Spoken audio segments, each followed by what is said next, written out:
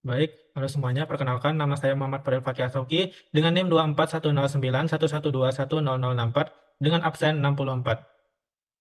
Jadi, pada video kali ini saya akan memaparkan dan menjelaskan materi mengenai tentang anatomi permukaan. Materi ini adalah materi yang disampaikan oleh dosen pengampu, yaitu Dr. Oski Iliandri, Magister Kesehatan, yang dipaparkan pada tanggal 5 November tahun 2024. Oke, sebelum itu kita harus mengenal dengan istilah anatomi itu sendiri. Jadi, apa sih anatomi itu? Anatomi itu berasal dari bahasa Yunani, yaitu dari dua kata, dari kata ana dan kata tomi. Ana berarti ke atas atau terpisah, dan tomi itu berarti memotong.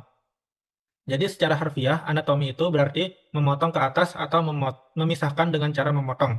Dalam konteks ilmu anatomi, ini merujuk pada metode awal yang digunakan dalam studi anatomi, yaitu membedah atau memotong tubuh makhluk hidup untuk mempelajari struktur-struktur di dalamnya.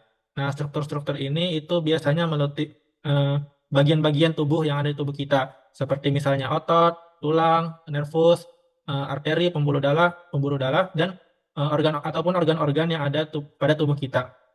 Jadi anatomi ini adalah ilmu yang mempelajari tentang struktur-struktur yang ada pada tubuh kita, tubuh makhluk hidup. Oke, kita lanjut ke pembahasan berikutnya, yaitu mengenai sumbu dan bidang pada terminologi anatomi. Jadi, sumbu dan bidang itu terbagi-bagi. Kalau bidang itu ada 4, kalau sumbu itu ada 3. Kalau bidang itu ada 4, ada bidang sagital, mid sagital, transversal, dan koronal atau frontal. Nah, jadi kita lihat pada gambar pertama yang terdapat yang warna biru ini merupakan bidang sagital dan juga mid sagital. Nah, jadi mid sagital itu adalah jadi sagital itu adalah bidang yang membelah dari belakang ke depan atau dari depan ke belakang sehingga tubuh kita itu terbelah menjadi bagian kanan dan bagian kiri. Itu mid sagital. Kalau sagital itu sama aja, cuman bedanya dia nggak harus di tengah karena nggak ada kata midnya. Bisa saja itu di daerah sini ataupun di sini, tapi sama-sama membelah menjadi daerah kanan dan kiri. Lalu yang kedua, kita bisa lihat pada gambar yang ada kuningnya ini merupakan bidang horizontal atau bidang transversal. Nah, bidang ini itu dia memotong tubuh kita menjadi dua, jadi ada yang bagian atas dan bagian bawah.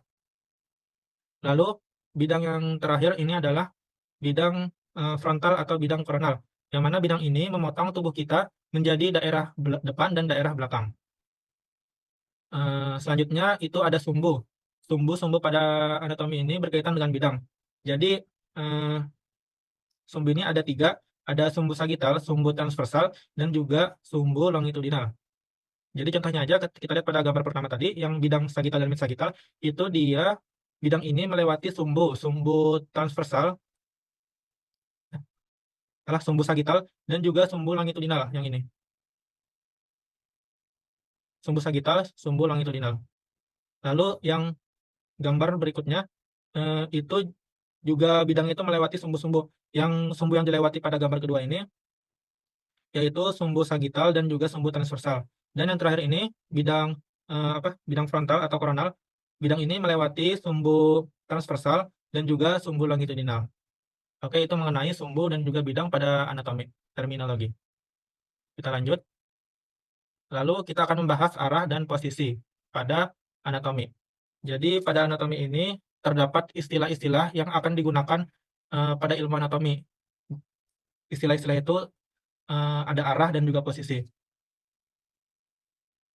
Kita lihat ini pada gambar. Oh iya, jadi kita sebelum itu harus mengetahui posisi anatomi yang benar itu seperti apa sih. Jadi posisi anatomi yang benar itu adalah seperti pada gambar berikut. Jadi yang dapat kita lihat itu badan kita itu posisinya tegak, kepala lurus ke depan, tidak menunduk, kaki lurus, terus itu jari-jari pada kaki itu menghadap ke depan, dan yang terpenting tangan kita itu seperti ini posisinya dan bagian telapak tangan kita itu mengarah ke depan. Itu adalah posisi anatomis yang menjadi patokan. Oke, jadi kita bahas ini ada proksimal. Yang pertama itu ada proksimal dan distal. Proksimal itu adalah istilah yang mengarah kepada pangkal tubuh. Jadi ini tubuh kita ketika anatomi itu dikatakan mengarah ke area pangkal, itu namanya proksimal. Dan distal itu adalah mengarah ke ujung pangkal, berarti ujung jari-jari ini. Itu contohnya pada lengan. Jadi misalnya aja ini ada bagian lengan atas dan lengan bawah. Jadi kita gunakan lengan atas ini, istilahnya itu dia lebih proksimal dibanding lengan bawah. Dan lengan bawah ini dia lebih distal daripada lengan atas. Begitupun pada bagian ekstremitas bawah, pada kaki, itu paha lebih proksimal dibandingkan pada area kaki, dan sebaliknya. Itu adalah proximal dan distal. Lalu kita lihat di gambar ini ada istilah lateral dan radial. Jadi lateral itu istilahnya dia menjauhi sumbu tengah tubuh atau tadi yang sumbu mid-sagital itu. Sumbu sagital. Itu dia menjauhi sumbu tengah. Sedangkan eh, medial itu dia kebalikannya, berarti mendekati sumbu tengah tubuh. Contohnya aja itu kayak ini bagian bagian tangan kita, telapak tangan kita itu berada lebih lateral dibandingkan bagian dada. Dan juga dada itu berarti lebih medial dibandingkan telapak tangan kita. Lalu ada istilah kranial dan kaudal. Nah, jadi kranial itu istilah mengarah ke area kranial atau kepala atau superior, atau dia dia ke arah atas ini ya, ke arah kepala. Dan kaudal itu dia sebaliknya mengarah ke bawah atau mengarah ke tulang ekor. Tulang ekor itu istilahnya adalah kauda. Jadi dia mengarah ke kaudal. Lalu ada Oke, ini ada telapak tangan namanya palmar, sedangkan telapak kaki itu namanya plantar. Untuk punggung tangan dan punggung kaki itu namanya sama-sama dorsal. Lalu untuk istilah lainnya itu ada sinistra dan dextra. Sinistra itu adalah kiri, dextra itu adalah kanan. Lalu istilah lainnya itu ada superficialis dan profundus. Kalau superficialis itu dia lebih mengarah ke keluar atau berarti ke arah kulit paling luar, dan profundus itu mengarah ke lebih dalamnya. Lalu istilah selanjutnya adalah radial dan ulnar. Radial ini dia lebih mengarah ke radial atau os radius. Itu jadi pada lengan bawah ini ada dua tulang, tulang radius dan tulang ulna. Kalau radial ini berarti lebih mengarah ke tulang radius, dan ulnar ini lebih mengarah ke tulang ulna. Ulna itu dia mengarah ke kelingking, sedangkan radius itu mengarah ke jempol. Lalu apa lagi? Ini ada fibular dan tibial. Sama kayak tadi, ada dua tulang juga. Kalau fibular itu lebih mengarah ke tulang fibula, kalau tibial lebih mengarah ke tulang tibial. Oke, itu mungkin beberapa arah dan posisi pada terminologi anatomi. Lanjut ke pembahasan berikutnya, yaitu gerakan-gerakan anatomi. Jadi, gerakan-gerakan ini juga mempunyai istilah-istilah tertentu. Baik, gerakan yang pertama yaitu gerakan fleksi dan juga ekstensi. Jadi, gerakan fleksi itu gerakan menekuk atau mengecilkan sudut. Jadi, misalnya aja pada leher, ketika kita menundukkan kepala seperti ini, itu namanya fleksi. Atau mengecilkan sudut menekuk ke bawah, itu namanya fleksi. Ketika kembali ke atas lagi, kembali ke posisi awal, itu namanya ekstensi. Dan bisa juga kita eh, yang namanya itu hiper ekstensi ke belakang, melebihi dari yang semula.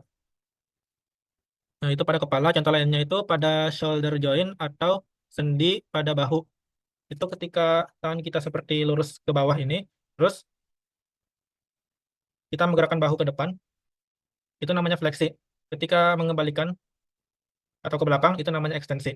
Dan bisa juga hyper ekstensi. Lalu ada pada elbow joint atau sendi pada lutut. Itu ketika kita menggerakkan lengan atas, menggerakkan ke atas, itu namanya fleksi.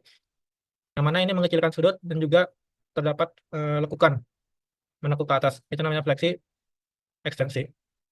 Lalu ada wrist joint atau sendi pada pergelangan tangan kita. Itu jika kita mengarahkan ke atas, itu ekstensi. Atau menekuk seperti ini, itu ekstensi. Dan saat mengembalikannya itu ekstensi. Bisa juga hiperekstensi. Selanjutnya, itu hip joint atau pada sendi panggul. Ketika kita mengarahkan kaki ke depan, itu namanya fleksi. Dan kembali itu namanya ekstensi. Dan yang terakhir itu terdapat pada sendi lutut, knee joint. Nah, ini sedikit berbeda, itu dia mengarah ke belakang. Kalau fleksi itu dia menggerakkan kaki ke belakang karena dia tekuknya itu pasti ke belakang dan membentuk sudut. Lalu ekstensinya kembali meluruskan kaki.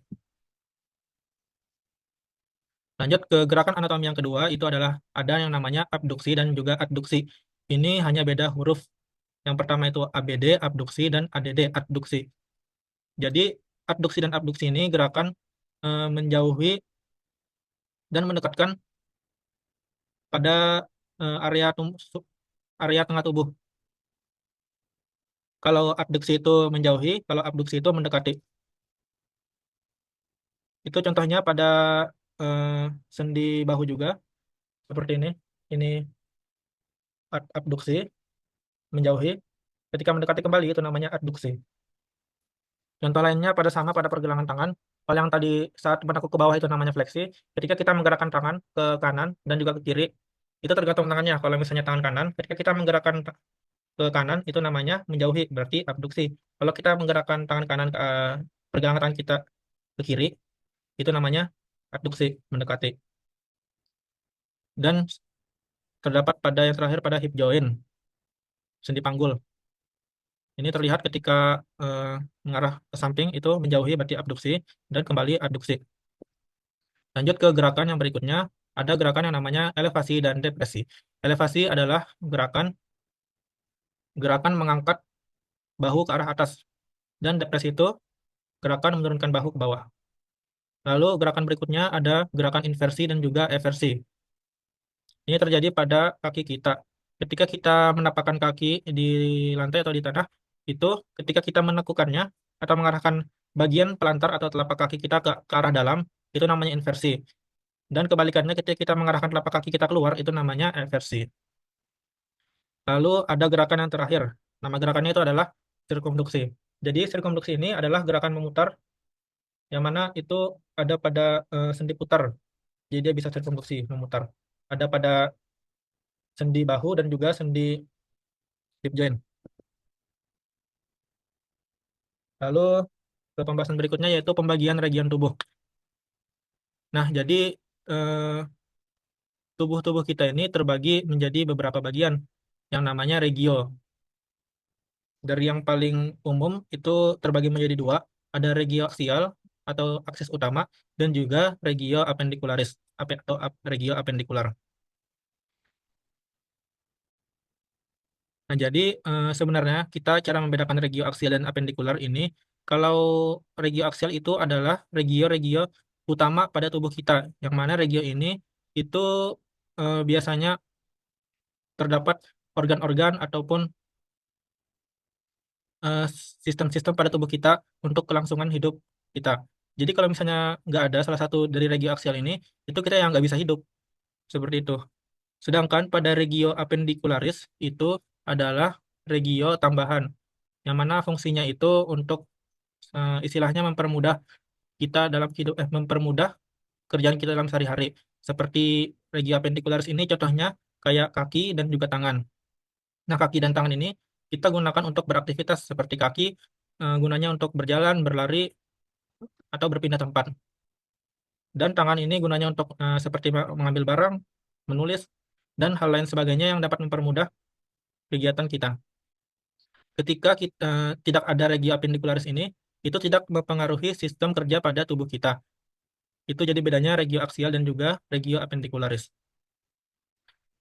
Nah, kalau yang regio appendicularis tadi itu ada contohnya tangan dan kaki, sedangkan pada regio aksial itu eh, terbagi menjadi head atau kaput, neck, kepala, kaput, neck itu kolom, terus tulang region atau region sumbu utama itu ada toraks atau bagian dada, abdomen, bagian perut, pelvis, bagian ini selangkangan, lalu ada perineum, yang perineum ini bagian organ kemaluan dan juga anus. Itu bagian-bagian atau regio pada tubuh. Nah, ini ada contoh pada regio pada abdomen. Jadi, eh, abdomen tadi itu terbagi-bagi lagi menjadi beberapa regio. Di sini abdomen terbagi menjadi ada 9 regio abdomen. Itu seperti kotak, terus dibagi menjadi 9. Jadi ada 9. Yang kanan atas itu namanya hipokondrium kanan. Terus tengah atas epigastrium. Kiri atas itu hipokondrium kiri. Terus tengah kanan itu regio lumbal kanan. Bagian tengah atau bagian pusatnya itu regio umbilikal. Bagian tengah samping kiri itu namanya regio lumbal kiri. Terus pada bagian bawah, bagian kanan bawah itu regio inguinal kanan atau dextra. Terus bagian tengah bawah itu namanya regio pubica atau suprapubik. Dan bagian kiri bawah itu namanya regio inguinal kiri. Nah, jadi eh, pembagian ini yang ada garis ini, dua garis dari atas ke bawah, ini namanya bidang medioclavicular. Jadi di sini ada tulang klavikula kita, di mana bagian medialnya itu, bagian tengahnya itu memotong ke bawah, ada dua, itu yang menjadi patokan pada regio abdomen ini. Nah, eh, apa fungsi dari kita mempelajari regio-regio? Contohnya aja pada regio abdomen ini. Kenapa sih kita itu harus mempelajari regio-regio ini atau mengetahui? Jadi fungsinya itu misalnya seorang dokter itu digunakan untuk mendiagnosis suatu penyakit. Misalnya ada seorang pasien terus datang dengan keluhan nyeri di bagian perut tengah atas, ya berarti itu di bagian regio epigastricum. Yang mana kalau kita tahu itu mempermudah kita. Jadi di bagian epigastricum itu terdapat organ-organ seperti hepar, lambung, usus halus. Nah, jadi seorang dokter itu bisa mengetahui organ mana yang bermasalah pada pasien tersebut. Oke, maka dari itu regio ini penting untuk diketahui. Oke, lanjut. Selanjutnya adalah tulang dan rangka. Jadi tulang dan rangka ini sebenarnya fungsinya untuk memberikan atau membentuk tubuh pada diri kita. Yang mana jika nggak ada tulang, ya tubuh kita akan letoy, nggak ada bentuknya. Jadi di sini, nah di sini dari yang paling atas itu namanya ada os frontale atau tulang frontal. Itu adalah tulang pada dahi kita dari bawah rambut ini hingga di sini di bawah di atas alis. Itu namanya os frontal. Lalu ada ini dilihat dari arah anterior atau dari arah depan. Lalu ada tulang pipi kita ini ketika kita tekan ini terasa tulangnya itu namanya os zygomatikum.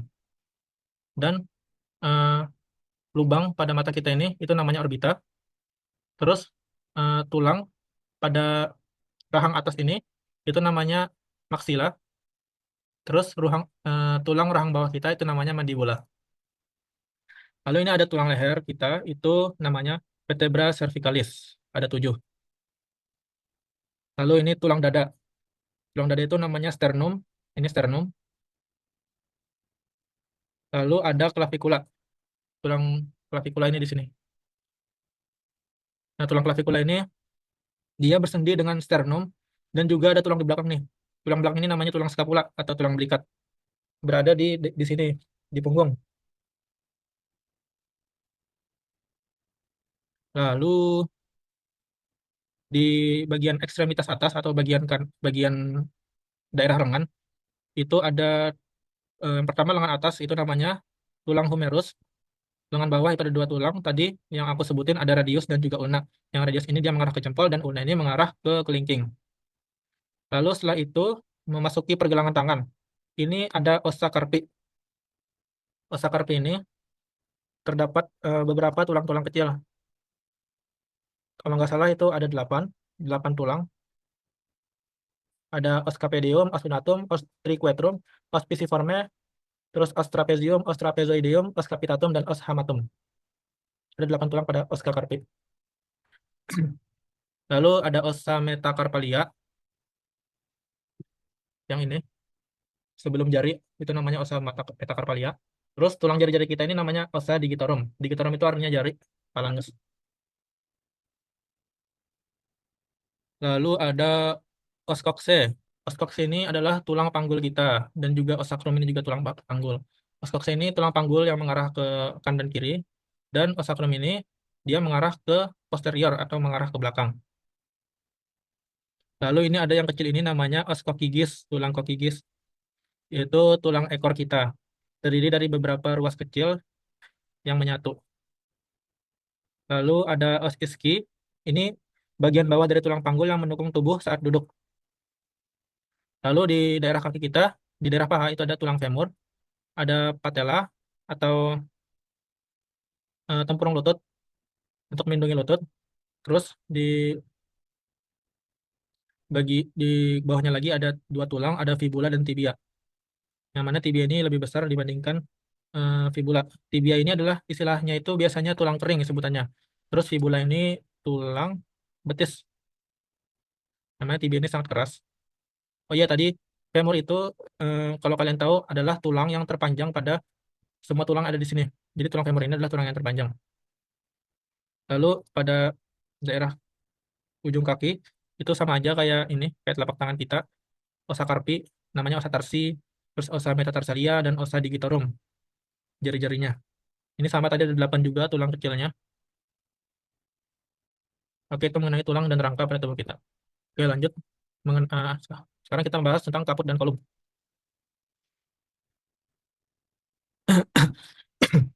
Nah, jadi kaput itu artinya kepala, kolum itu artinya leher. Yang pertama ini ada regio frontalis. Tadi udah aku sebutin. Orbitalis juga sudah. Temporalis itu di sini. Juga ketika udah. Regio nasalis udah. Oralis itu regio mulut. Mentalis bagian dagu sini. Regio parotideo mesenterica ini daerah sini. Yang mana regio ini terdapat glandula parotidea, yaitu glandula yang menghasilkan air liur atau kelenjar saliva. Lalu ini ada trigonum pada leher, pada kolom itu ada regio mentalis, regio submentale, trigonum caroticum, dan lain-lain sebagainya. Nah, sebenarnya yang ingin aku highlight di sini itu mengenai struktur pada permukaannya. Jadi ini kita dapat lihat terdapat struktur rambut pada manusia yang ada rambut ini berada pada bagian kepala, bagian atas, dan juga samping kanan kiri, dan juga belakang. Nah, yang ingin aku tanyakan kenapa sih rambut itu dia hanya berada pada daerah sini atau bagian-bagian tertentu kayak misalnya ini alis dan juga bagian bawah, bagian kemaluan. Kenapa rambut itu tumbuh hanya pada area-area tertentu? Ya mungkin sebenarnya kalau jawaban secara biologisnya itu ya karena pada kulit yang lain itu tidak terdapat yang namanya folikel rambut. Sedangkan yang daerah yang aku sebutin tadi itu dia ada yang namanya folikel rambut sehingga tumbuh rambut pada area tersebut. Nah, sebenarnya ada alasan lain kenapa hanya di situ. Jadi yang kita tahu kan fungsi rambut itu sebenarnya untuk menjaga suhu kita supaya kalau misalnya suhu yang terlalu panas atau terlalu dingin itu rambut bisa mengatur suhu tersebut. Lalu kenapa sih ini misalnya di muka kita itu kenapa nggak tumbuh rambut semua aja gitu? Jadi itu sebenarnya ada fungsinya. Fungsinya itu supaya kita bisa mengenali manusia satu sama lain. Jadi itu fungsinya. Terus struktur kedua ada alis. Jadi kenapa alis kita itu dia mengarah ke bawah gini, mengarah ke bawah. Sebenarnya mengarah ke bawah ini itu dia punya alasan, nggak serta-merta dia tiba-tiba ke bawah aja. Jadi sebenarnya kita ini sebuah makhluk yang diciptakan Tuhan, yang didesain dengan sesempurna mungkin sehingga kinerja pada tubuh kita itu bisa berjalan dengan baik. Nah, tadi kenapa alis itu dia mengarahnya ke bawah? Misalnya aja kita lagi keringetan atau habis olahraga, itu kan pasti banyak sini air keringat berjatuhan. Nah, ketika jatuh ke bawah, itu dia akan melewati alis. Nah, karena alis kita itu dia mengarah ke bawah gini, maka tadi, air keringat jatuhnya ke bawah, ke samping kanan, dan juga ke samping kiri. Yang mana dengan itu, area mata kita ini terlindungi dari air tersebut. Ataupun misalnya air hujan, atau air yang jatuh dari atas ke bawah. Nah, itu jadi fungsinya kenapa ini dia mengarah ke bawah. Patah. Oke, lanjut ke hidung. Nah, hidung kita ini terbuat dari tulang rawan atau kartilago. Kenapa sih hidung kita terbuat dari tulang rawan? Kenapa nggak tulang keras aja gitu? Sebenarnya ada fungsinya. Misalnya aja kayak kita mau tidur, ketika kita menghadap ke kanan atau ke kiri, itu kalau misalnya terbuat dari tulang keras, tidak terbuat dari tulang rawan. Lanjut. Nah, ini adalah telinga. Ini adalah gambar dari daun telinga. Nah, kenapa berliuk-liuk dan kenapa sih harus ada daun telinga? Jadi sebenarnya daun telinga ini fungsinya untuk menangkap suara dari luar menuju ke dalam. Kalau misalnya jangan kadang sekitar 25%. Nah, terus kenapa juga kita itu hanya bisa mendengar dalam frekuensi yang terbatas, 10 hingga 20 ribu Hz. Kenapa sih terbatas? Jadi terbatas itu karena sebenarnya membantu kita juga. Kalau misalnya kita bisa mendengar, akan berdampak pada kehidupan kita. Misalnya kita lagi ngobrol nih sama teman kita, itu bukan apa yang dia ucapkan terdengar, malahan detak jantungnya yang terdengar karena saking tingginya frekuensi telinga kita. Atau seperti itu. Lalu kenapa ada banyak liukan-liukan ini? Seperti helix, ini liukan yang paling luar. Lalu ada ini tragus dan antitragus. Sebenarnya liukan ini fungsinya untuk eh, memasukkan gelombang suara menuju ke dalam. Nah, di sini, di depan dan di bawah, itu sebenarnya fungsinya jika ada suara yang berasal dari arah belakang seperti ini. Nah, si tragus dan antitragus ini itu bisa masuk ke dalam. Itulah mengapa makhluk yang diciptakan dengan sesempurna mungkin. Ya, lanjut. Berikutnya, ini adalah daerah badan kita. Ini mungkin yang dapat kita lihat dari luar itu ada musculus deltoideus atau otot pada bahu kita.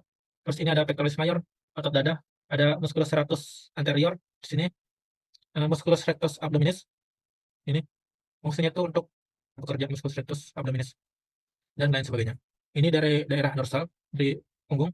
Ini ada scapula tadi, tulang belikat. Ada musculus trapezium karena ototnya itu dia berbentuk radius tadi. Ada musculus teres minor. Lalu lalu ini ada musculus gluteus maximus. Yang mana lapisan otot ini sangat tebal pada area bokong kita, sehingga pada saat kita duduk itu rasanya tidak sakit seperti empuk gitu. Karena apa tuh? Musculus gluteus maximus. Lalu ini ada gambar dari rongga toraks, rongga dada hingga pelvis. Jadi, aduh, nge-lag. Ini tadi sternum, dia eh, dia berkartilago dengan tulang rawan kita atau tulang iga. Nama kartilagonya itu cartilago costalis. Lalu ini ada promontorium, yaitu bagian yang menonjol pada pertemuan tulang sakrum dan tulang panggul. Lalu ada articulatio sacroiliaca, yaitu articulatio yang menghubungkan tulang coccygeus dan juga tulang apa namanya tadi? Yang menghubungkan tulang os sakrum dan os coccyx, maaf salah. Lalu di sini ada eh, atlas. Atlas ini merupakan tulang vertebra cervicalis yang pertama atau cervicalis yang kedua, itu namanya apsis. Tulang vertebra cervicalis itu ada 7 jumlahnya. Lalu di sini ada costa varae yang terdiri dari 8 costae atau tulang rawan. Tulang rawan itu ada 12, terbagi menjadi costae varae dan costae spuriae. Varae itu 1 sampai 7, yang spuriae ini tulang rawan dari 8 sampai 12. Ini sama kayak tadi. Nah, ini lihat dari daerah belakang seperti ini os coccygeus atau tulang tulang apa tadi? Tulang ekor ya, tulang ekor. Lanjut ke ekstremitas atas. Jadi yang dapat kita lihat dari permukaan, oke, itu ada musculus biceps brachii, ada musculus brachioradialis, ada triceps brachii, ada palma, daerah belakang. Ini ada olecranon, berada pada siku kita. Oke, lanjut ke tulangnya. Nah, ini tulang dari tangan kita. Itu terbagi menjadi beberapa regio. Yang pertama dari sini ke sini itu namanya regio brachium, tangan atas, tangan bawah itu namanya antebrachium dari sini ke sini, dan sisanya telapak tangan kita ini namanya regio manus. Dan ini tulang-tulang udah aku sampaikan tadi, ada radius, ulna, humerus. Kita pasti dihubungi oleh articulatio atau sendi. Nah, lanjut lanjut ke ekstremitas bawah. Yang dapat kita lihat adalah pada daerah femur atau paha ini ada musculus sartorius. Yang mana musculus sartorius ini merupakan yang ada pada tubuh kita. Terus ada musculus quadriceps femoris, ada 3 otot di sini. Di bagian belakang itu tadi ada musculus gluteus maximus, otot pada bokong kita. Ada bagian kaki bawah ini ada musculus gastrocnemius. Lanjut ke regionya. Jadi regio pada ekstremitas bawah ini ada terbagi menjadi 3, ada bagian femur, cruris, dan juga pes. Yang femur, daerah regio femur ini ada tulang fibula. Di bagian pes ini terdapat tadi ada 3, osa tarsi, osa metatarsi, dan osa digitorum. Lalu di sini kita dapat lihat ada patella atau tempurung lutut kita. Itu mungkin bagian-bagian dari ekstremitas bawah. Baik, mungkin sekian materi yang dapat saya sampaikan. Mohon maaf jika terdapat salah kata dari saya. Kurang lebihnya mohon dimaafkan. Terima kasih. Wassalamualaikum warahmatullahi wabarakatuh. Keluar, keluar, keluar.